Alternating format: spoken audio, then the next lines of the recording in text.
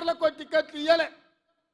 షాద్నగర్లో నేను టికెట్ ఇచ్చిన ఈర్లపల్లి శంకర్ ఒక రజక కుటుంబం నుంచి, సామాన్య కుటుంబం నుంచి, ఒక రజక కుటుంబంలో ఉన్నవాడు పైకి రావాలంటే ఎంత కష్టమో మీరు ఆలోచన చేయండి. ఇవాళ ఈ రాష్ట్రం మొత్తం మీద ఒక రజక కుటుంబం నుంచి ఒక యువకుడు ఎమ్మెల్యే అయిందంటే అది కాంగ్రెస్ పార్టీ శ్రీమతి సోనియా గాంధీ గారి ఆశీర్వాదంతో ఒక రజకుడు కూడా ఇవాళ కాంగ్రెస్ పార్టీలో ఎమ్మెల్యే అయిందని నేను చెప్పదలుచుకున్నాను. అదేవిధంగా మక్తల్ ప్రాంతంలో అతి చిన్న స్థాయి కార్యకర్త నుంచి కష్టపడి పైకొచ్చి కాంగ్రెస్ పార్టీ జిల్లా పార్టీ అధ్యక్షుడిగా, జడ్పీటీసీగా మీకు అండగా నిలబడ్డ శ్రీహరిని సోనియమ్మ మల్లికార్జున్ ఖర్గే గారి ఆశీర్వాదంతో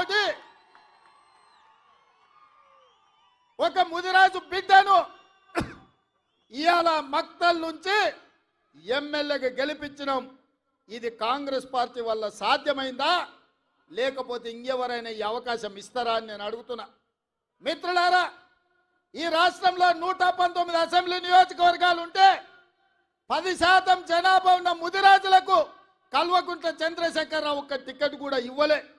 నేను ఆయనని గడ్డ మీద నుంచి చెప్పిపోయినా, ముదిరాజు సోదరులు పౌరుషానికి మారు పేరు, మాట ఇస్తే మాటకు నిలబడి తల తెగిపడ్డ మడమ తిప్పని జాతి ముదిరాజు జాతి. మీకు టికెట్ ఇయ్యని కేసీఆర్ను గద్దెదించే శక్తి మీ చేతిలో ఉంది. మీరు నడుం బిగించండి అని ముదిరాజు సోదరులకాయల్లో ఈ నారాయణపేట నుంచే నేను విజ్ఞప్తి చేసిన.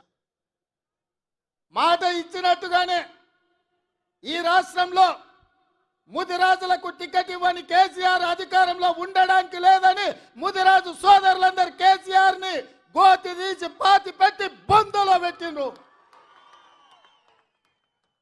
ఇవాళ శ్రీహరి మీ ఎమ్మెల్యేగా, మా మిత్రుడుగా, ముదిరాజు బిడ్డగా ఇవాళ శాసనసభకు నాయకత్వం వహిస్తున్నాడు.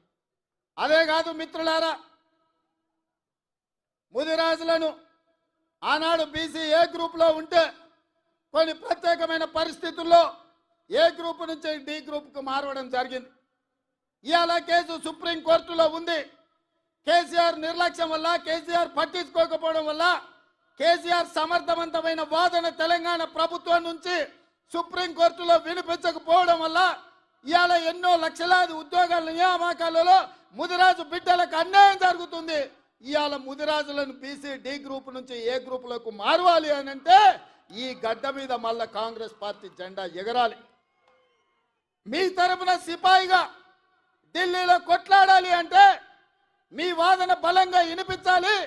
మంచి మంచి వకీళ్లను పెట్టి వాదించాలి అంటే వంశీచంద్రెడ్డి ఢిల్లీలో ఎంపీగా ఉండాలి. ఇవాళ ముదిరాజ్ సోదరులు నేను ఒక్క మాట ఇవ్వదలుచుకున్న, ప్రత్యేకంగా ఈ రాష్ట్రంలో ఉన్న, తెలంగాణలో ఉన్న 10% ముదిరాజు బిడ్డలారా మీరు ఆలోచన చేయండి. మీ బిడ్డకు కేసీఆర్ ప్రాతినిధ్యం వహించే గజ్వేల్, సిద్దిపేట ఉన్న పార్లమెంటు మెదక్కు నీలం మధు ముదిరాజును కాంగ్రెస్ పార్టీ టికెట్ ఇచ్చింది. కానీ అదే కేసీఆర్ నాయకత్వం వహిస్తున్న మెదక్కు కేసీఆర్ వెంకట్రామరెడ్డికి టికెట్ ఇచ్చాడు.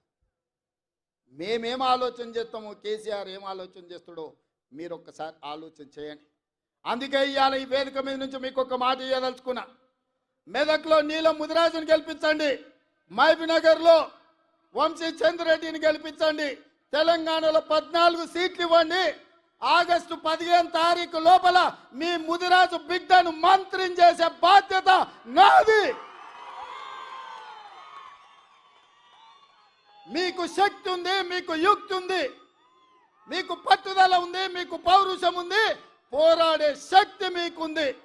ఇదంతా సంఘటితమై మీరందరూ ఏకమై తెలంగాణ గడ్డ మీద కాంగ్రెస్ కు 14 సీట్లు ఇవ్వండి. మీ బిడ్డను 15 ఆగస్టు తిరిగే లోపల మంత్రిని చేసే బాధ్యత నేను తీసుకుంటా, మీకు మాట ఇస్తున్నా అని చెప్పి నేను ఈ వేదిక మీద నుంచి మీకు చెప్తున్నా. మిత్రులారా, రాజకీయంగా ఇవాళ ముదిరాజులు వెనుకబడ్డారు, మా మాదిగ సోదరులు వెనుకబడ్డారు. ఉద్యోగ ఉపాధి అవకాశాలలో వాళ్ళకు రావాల్సిన అవకాశాలు రాక పీజీలు, పిహెచ్డీలు చదువుకున్న మాదిగ సోదరులు ఇవాళ అన్యాయానికి గురవుతున్నారు.